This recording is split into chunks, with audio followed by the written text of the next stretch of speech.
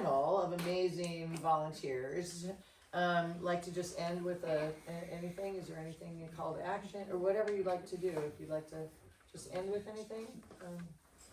I would just say thank you so much for all of you that came, because conversations like this is what we need to do. And the other thing, when people say, what can I do? I think asking your elected officials, what do they think about public schools? How are you gonna fund public schools? Like asking those questions when people are running for office, if that's governor candidates, if that's, Congress people, those are the questions that we need to just, when you go to a listening session, be that person who asks questions about public education. Because we need to know where people stand, and we need to keep it in the forefront of our conversation. That would be my call to action. Nice. I'll piggyback that and just say contact me if you have questions. Like, I am happy to answer tax bill questions. I've actually helped people just read their tax bills because I didn't care until this year. So whether it's school funding or like revenues or expenditures, whatever it might be, I am happy to answer any questions. I find it super interesting that in a day and age when it's so easy to like send an email, shoot Brian a text, my cell phone is in my email signature. We also have phones like we've had for 50 years. I feel like I get way less calls now because people can just vent and find stuff on social media that might align with the way they want to think. And if you're looking for some very neutral, just like straightforward information, I'm happy to help. Excellent. Knowledge is power.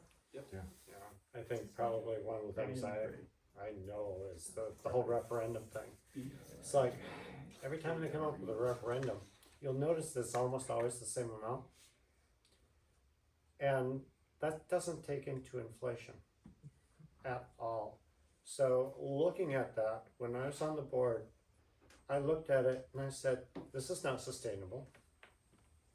I argued for a recurring referendum, one of the only ones to get passed, and that was by 10 votes. And that gave another baseline that was higher for the district. So it brought them up to a point where the next referendum that they asked for wasn't making up for the fact that they didn't have the money from the last referendum. And that, so now we're past that point again, where the next referendum's just gonna meet the needs, not even needs of inflation. It's just gonna keep it the same.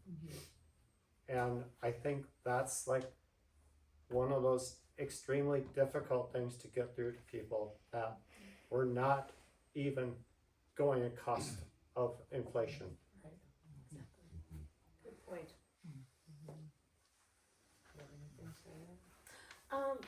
Thank you. This is hard stuff, right? And it's hard to kind of grasp it all. I mean, you probably feel like, I often feel it's like, oh, that was so much. And you can take pieces of it. Take what you can, share what you can, be consumers of information and sharers of information. What is really interesting is there's this sort of sense that like, oh, the boogeyman, of the public schools, they will answer your questions. They have to be transparent. When people say things, ask them to go check that out and talk to school personnel. Don't just go on these sort of rabid rants, right, of some of the propaganda that has happened, right? We want to be informed people. But again, if we don't have an informed young people, we don't have an informed electorate, and that kind of works. That's what I'll just say. Thank you. Absolutely. Thank you so very much, you all, for coming. Like I said, since I got in this office, we've had great communication. In fact, these two are the guys I call on your cell phones when we get these crazy bills on our floor. I have an email text chain with all my superintendents, and you guys get back to me. I'm like, what do you want to do about this? Because there's some crazy bills out there. There's really crazy. And I can't even, Joan knows. There's some nutty ones. So I just want to thank you for that availability, and that's where we're at. In our country, especially in our communities, availability matters, and knowing each other matters. And like Sarah said, it's so true. if you hear something that sounds wonky, check it out. And if somebody's like spewing off at the, you know, at the old slowpoke lounge about something they're not talking about, question it. Question I mean, that, we have to do that. I think, one of the things that the governor, announced in his speech this year it's the year of community, it's a year of being a neighbor, it's a year of knowing one another. And we've really been learning that across the country, that it matters that we know one another, and it matters that we communicate. And sometimes these are gonna be hard, and these are not easy, and there's no easy path. There wasn't an easy path to get here, but here we are, and so I'm just so appreciative of you both. Thank you, your school district leader, thank you. And again, my door's always open. I know Joan is a very available representative too, certainly Sarah.